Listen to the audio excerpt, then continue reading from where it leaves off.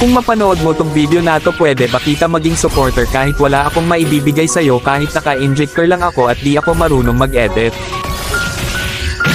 Gusto ko lang maranasan ang pakiramdam ng may humahanga sa bawat video na ina-upload. Sobrang saya kasi pag nakikita mo na may sumusuporta sa'yo kahit na simple lang mga ginagawa mo. Nakakasipag gumawa ng video at hindi nakakasawang mag-upload.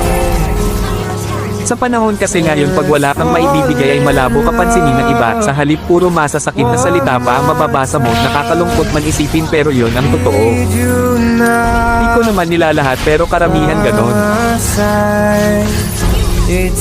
Ang hirap kasi pag walang talent, pag di ka gwapo, maganda o sikat na kilalang tao. Ang hirap pag di ka mayaman.